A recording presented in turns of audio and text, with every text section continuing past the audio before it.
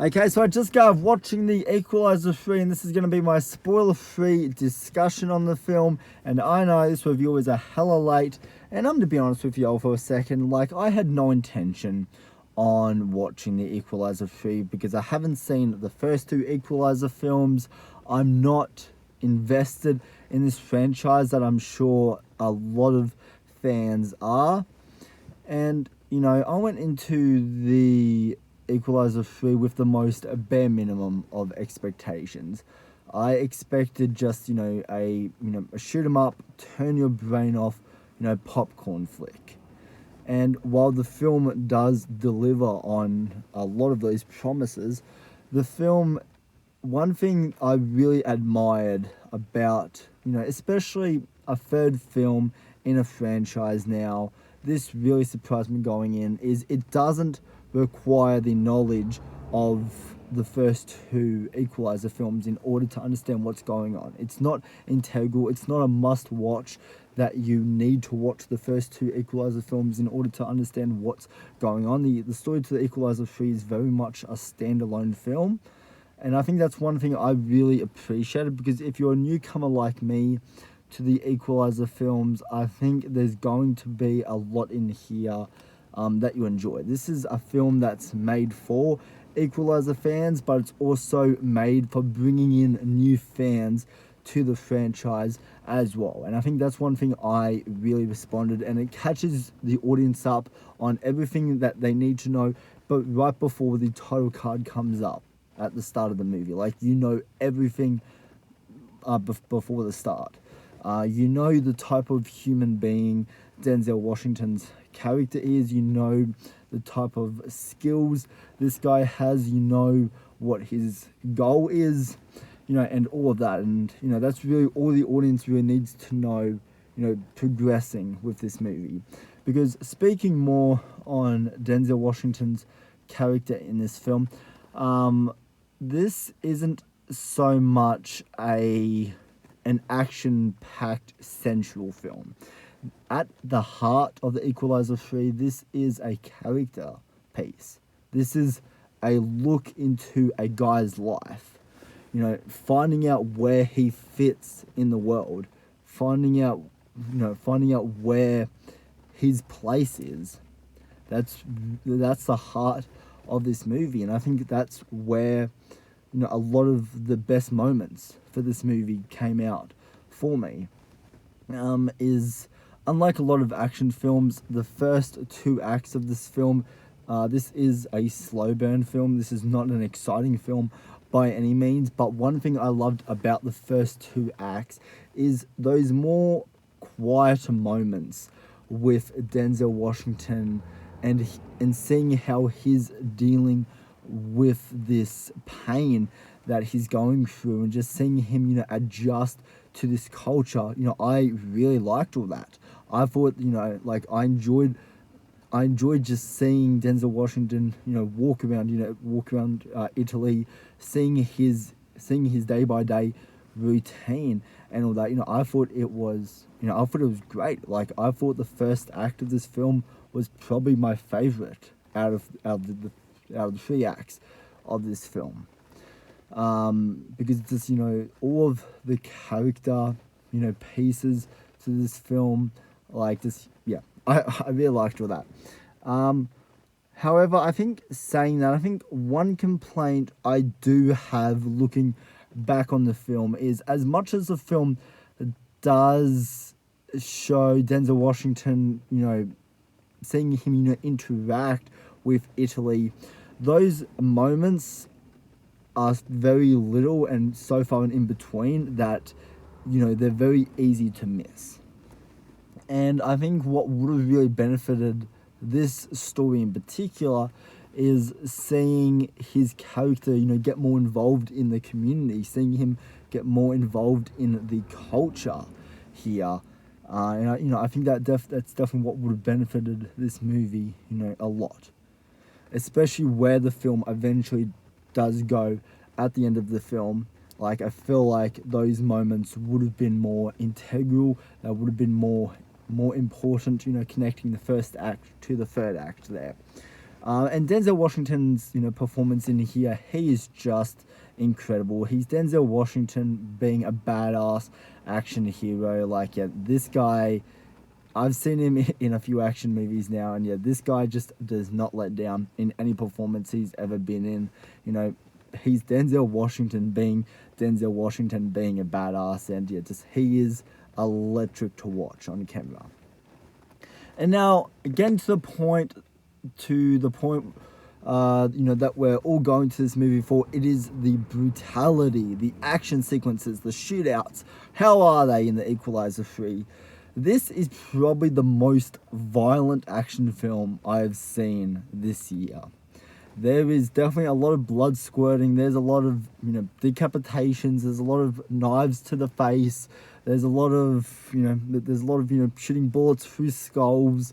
There's a lot of that in here, and it is a glorious to watch. The carnage candy, the gore, the blood, it is just superb in this movie.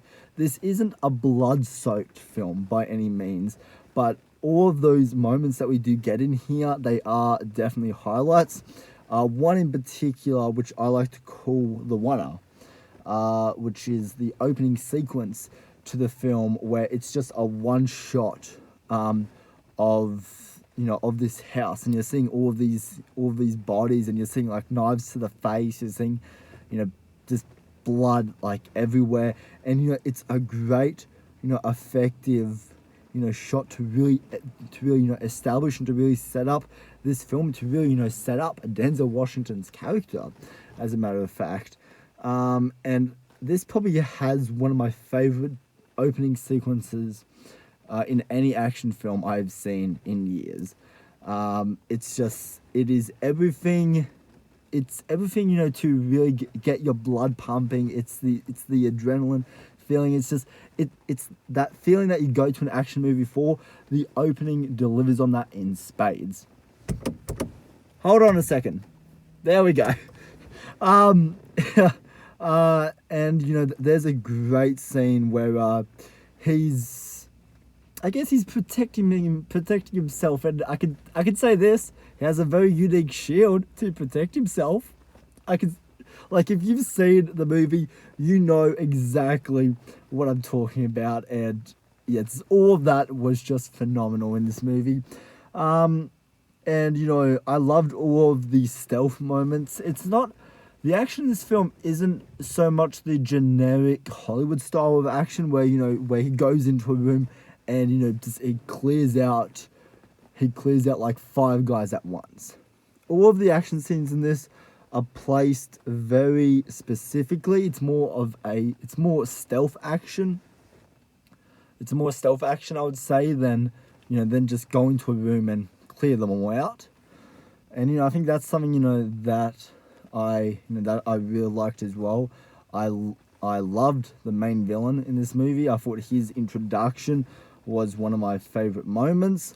Because as soon as this guy comes on screen, like, he is intimidating. Like, yeah, he really chews up all of his sequences. Like, he does come into the film a little bit late. I could have gone for maybe a bit more of a characterization for him. But I thought for what we got of him, he does everything that a main villain should to come across as an intimidating and personal villain. And like his plan, like, yeah, I'm gonna leave it there. I don't want to give too much away about the villain, because the villain is not in the trailer to this movie. And usually these villains don't really work for me, so much, just because they're in the film so little. But I think why this film's different compared to a lot of others is because, whenever this guy's on screen, he's always the big man in charge. He's always putting himself first. He's always the one making these big calls.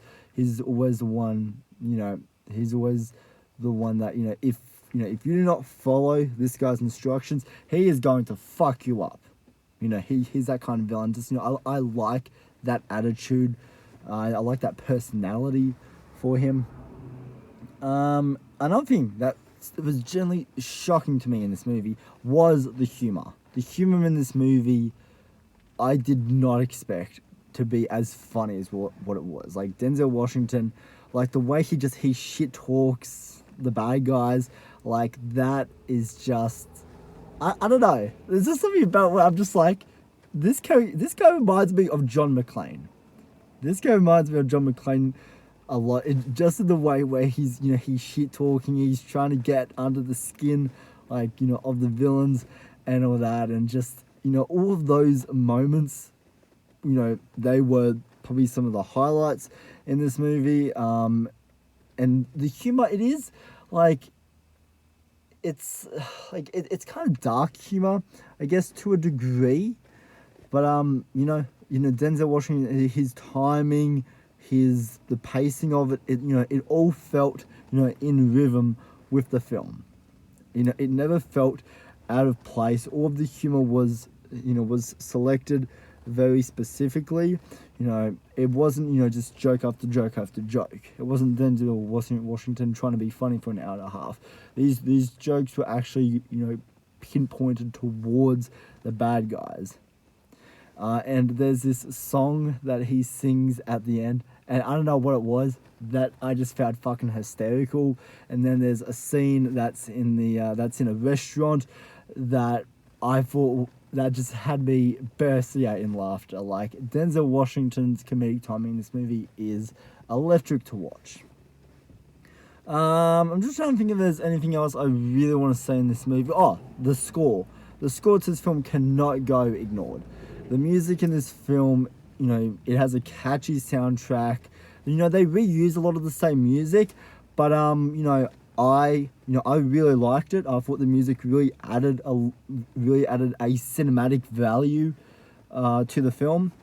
Let's see. I thought the direction here was also really good. This movie, the ending of the Equaliser 3 reminded me a lot of like a Call of Duty mission, like in all the best ways as well. And this is a very generic story as well. Like the whole drug dealing, terrorists. We've seen that done time and time again, but they keep it unique. They keep it fresh in here. This still, how the movie's going to end. There's no way that they're going to kill fucking Denzel Washington. Like, this guy is an A-lister. This guy is a top billing actor. There's no way they're just going to kill him off. In case they want to make an Equaliser 4 and Equaliser 5, they have to keep this world open for those opportunities. And the way that this film does end, it would not surprise me if down the line we either we get a TV series with Denzel Washington, or we get a Equaliser 4 and Equaliser 5. This is called the final chapter. So I think for now this is going to be the end. But I mean, drug dealing never stops in the Equaliser world. Like, there's always going to be another drug lord to overcome. There's always going to be another main villain to to defeat again. So I really don't think the Equaliser 3 is going to be the finish point. I think there's going to be more movies, or possibly even spin-offs. Like, they'll probably do what they're doing with John Wick at the moment, where there's that confidential world John Wick fucking series out with Mel Gibson. They'll probably do something like that, where they create 3 films, and then they go to like a mini series. They put a top list actor in it, and they make it in the world of the Equaliser. It wouldn't surprise me if they do something like that in the next, because Equaliser 3 did really well box office wise as well. So yeah, it would not surprise me if there's more in this universe they want to flesh out and all that. Even if they focus just more on like the whole drug lord, mob boss kind of storyline, for for like a 4-episode, miniseries, like I would not mind that. Like watching the third film, it's immediately got me interested to go back and watch the Equalizer 2 and watch the Equalizer 1. Like I'm very invested in this world. I'm invested in Denzel Washington. I want to see, how far he can fuck people up. And, I think this film really gets you excited to really see where this universe and where this world goes. And I think, that's the job, for a franchise is to get people, continue coming back.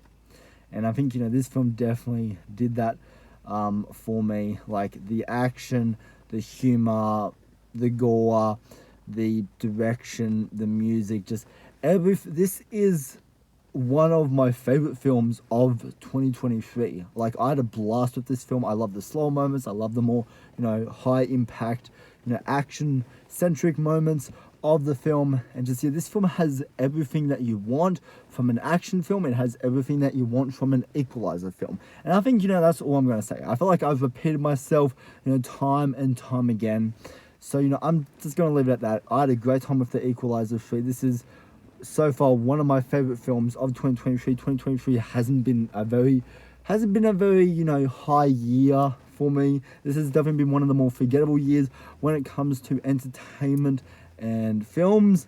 But I am looking forward to seeing where 2023 ends, especially if we have films like this coming out. There's that there's that Liam Neeson movie out that's really got me curious to watch. But I think I think I'm gonna go back and watch Equalizer 2, Equalizer 1, and probably do reviews on those movies. I want to see if I love those movies as much as I did this. But anyways, guys, at this point I'm just fucking rambling to myself. I'm just rambling. So yeah, that'll be it for my Equalizer 3 review. So let me know down in the comment section, what did you think of the Equalizer 3? Where does this lay on your Equalizer ranking? Is this your favorite of the franchise? Is this the weakest of the franchise? What's your opinion on the Equalizer 3? Let me know all that down in the comment section down below, guys. So anyways, guys, yeah, I'm gonna clock off and I'll see you in the next review. Alright, bye.